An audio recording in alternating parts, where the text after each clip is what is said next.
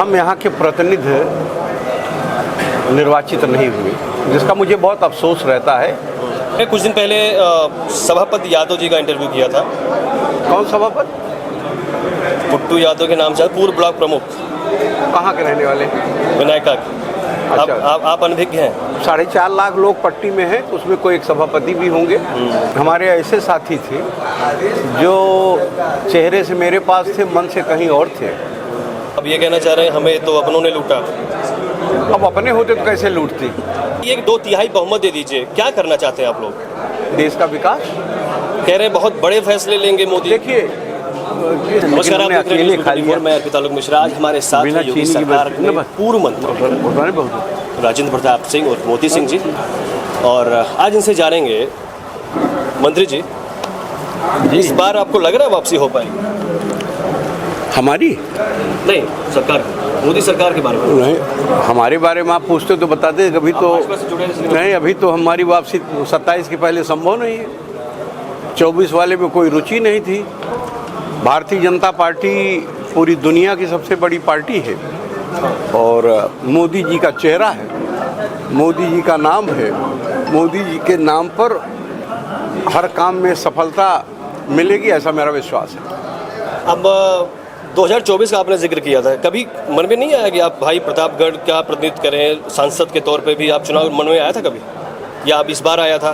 देखिए, 2022 के चुनाव में जी हमें अपने लिए सफलता नहीं मिली, जबकि विकास से लेके निजी काम से लेके कोई चीज़ ऐसी नहीं थी जो पट्टी के लिए हमने किया नहीं। लेकिन जनता का अपना फैसला था। हम यहाँ के प्रतिनिधि निर्वाचित नहीं हुए, जिसका मुझे बहुत अफसोस रहता है। लेकिन मेरा जन्म यहाँ हुआ है, मेरा घर यहाँ है, यहाँ के लोगों से प्यार है, यहाँ की माटी से प्यार है और यहाँ की आबो हवा से मुझे प्यार है। यहाँ की तरक्की न रुके, ये हमारी इच्छा है।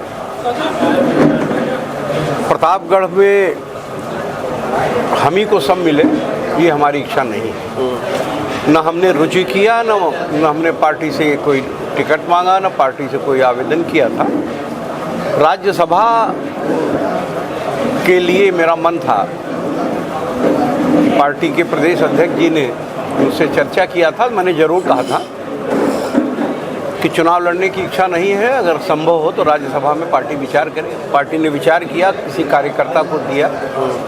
बहुत बड़ी पार्टी है, मुझे सब कुछ दिया है। अभी ईश्वर ने अगर जीवन दिया तो फिर पार्टी भी कहीं न कहीं सम्मान हमें देगी, ये मेरा विश्वास है। आप कह रहे हैं 2022 से आप जीत नहीं पाए, वजह क्या मानते हैं? कुछ 2-3 वजह आप गिनाना चाहें? भाई प्रमुख वजह ये रही। इसका उत्तर तो इस क्षेत्र की जनता देगी। हाँ हाँ। इसकी प्रमुख वजह कुछ हमारे ऐसे साथी थे जो चेहरे से मेरे पास थे, मन से कहीं और थे। और इस तरह के लोग सार्वजनिक जीवन में आपको हर जगह देखने को जो मिले, किसी के लिए वही वजह हो सकते हैं, चाहे मैं हूँ चाहे कोई दूसरा। तो आप ये कहना चाह रहे हैं हमें तो अपनों ने लूटा? अब अपने होते तो कैसे लूटते? हमें ऐसे नहीं लूटा जो देखने में तो अपना था लेकिन प्यार देने में पराया था। हमने कुछ दिन पहले सभापति यादव जी का इंटरव्यू किया था। कौन सभापति? पुट्टू यादव के नाम से, पूर्व ब्लॉक प्रमुख। कहाँ के रहने वाले? विनायका के। अच्छा। आप अनभिज्ञ हैं। 4.5 लाख लोग पट्टी में हैं, उसमें कोई एक सभापति भी होंगे। कोई उनको समस्या हो तो बताइए, उनकी भी मदद करें। उन्होंने आपके 2022 के नतीजों पे कहा था कि जब वो पूर्व मंत्री जी हारे तो उनको बड़ी खुशी हुई थी, ऐसा उनका कहना था। अब मुझे नहीं जानकारी है। अगर किसी व्यक्ति को किसी चीज़ से खुशी होती है तो मैं मानता हूँ कि ईश्वर की वो इच्छा थी।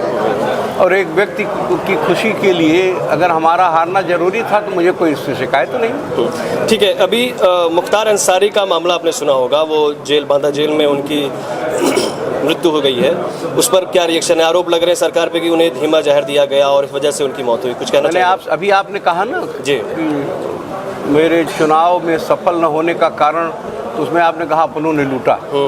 तो जो आदमी जिम्मेदारी पे होता है जी। उसके अच्छे की तारीफ कम होती है और उसकी शिकायत लोग करते हैं। ये है आम जनमानस की धारणा है। मुख्तार अंसारी क्या थे क्या नहीं मैं जानता नहीं, मऊ के रहने वाले थे और जो उनका आपराधिक इतिहास था वही मैं जानता हूँ। अब ईश्वर की इच्छा को कोई रोक नहीं सकता। हृदय गति रुकने के कारण उनका स्वर्गवास हुआ है, इसलिए उनकी मौत का कारण क्या है ये कुदरत ही बता पाएगी। एक सवाल और इसी पे है, 65 से ज़्यादा आपराधिक मुकदमे थे मुख्तार अंसारी पे। उनके मौत के पर समाजवादी पार्टी की तरफ से एक ट्वीट किया गया जिसमें उनके नाम के आगे श्री लगाकर श्रद्धांजलि दी गई है। कुछ कहना चाहेंगे? दिवंगत व्यक्ति के विरुद्ध कोई कार्रवाई या कोई बात हम कोई टिप्पणी नहीं करना चाहते जी। समाजवादी पार्टी का जहाँ तक सवाल है वो अपराध पसंद पार्टी है, अपराधियों के साथ रहने वाली पार्टी है, अपराधियों की मदद करने वाली पार्टी है। और एक पीडीए उन्होंने गठित किया है, आजकल बहुत पॉपुलर नाम हो गया है कि परिवार डेवलपमेंट अथॉरिटी। उन्होंने क्या ट्वीट किया हम ट्वीट देखते भी नहीं, हमने देखा भी नहीं और हम भारतीय जनता पार्टी के ट्वीट के अलावा किसी ट्वीट को पढ़ते भी नहीं। तो बीजेपी का कोई ट्वीट होगा तो हम उस पर जरूर प्रतिक्रिया देंगे, बाकी किसी भी ट्वीट पर कोई प्रतिक्रिया देना पसंद नहीं करते। प्रतापगढ़ से भाजपा ने संगमलाल गुप्ता जी को फिर से टिकट दिया है और मैंने क्षेत्र में कई लोगों से बात की, प्रतापगढ़ जिले में भी गया, चौक में भी गया, तो लोगों का यह कहना है कि काम तो इतना बढ़िया नहीं किया लेकिन मोदी के चेहरे पे हम उनको फिर से वोट देना चाहेंगे। मैंने कहा ना कि पार्टी ने जिसको टिकट दिया वो हमारा है। उसके साथ मैं पट्टी विधानसभा क्षेत्र का, ये संगमलाल जी का दुर्भाग्य है कि पट्टी के मतदाता नहीं, मोती सिंह का सौभाग्य है कि पट्टी के मतदाता हैं। हम मोदी जी के चेहरे पर, मोदी जी के नाम पर कमल चुनाव चिन्ह की बटन दबाएंगे। इसको आप चाहें तो रिकॉर्ड भी कर सकते हैं। चुनाव आयोग अगर इस पर कोई नाराज़गी नहीं व्यक्त करेगा तो इसको हम ओपनली कह भी सकते हैं। हम भी चुनाव लड़े थे 2022 में और संगमलाल जी हमारे एमपी थे।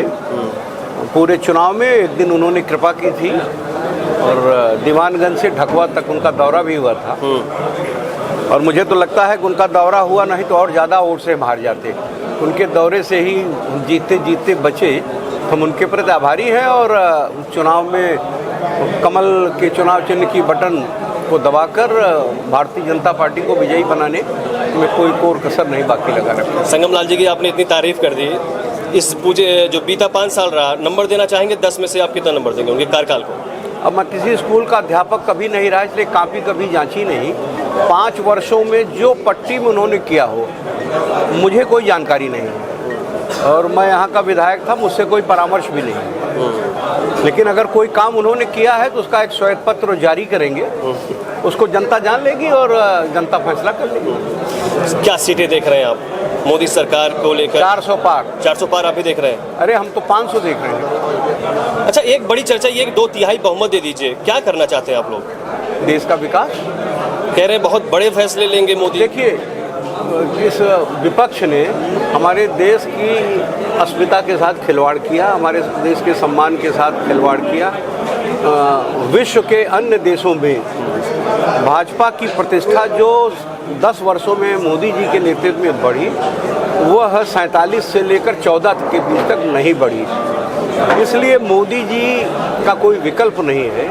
आज लोग कहते हैं कि हमारे सामने कोई विकल्प नहीं है। 2 बातें हैं जो मोदी जी से कोई नाराज नहीं। मोती सिंह से नाराज हो सकते हैं, मोती सिंह से नाराज न होते तो मोदी जी की लहर में हम हार जाते।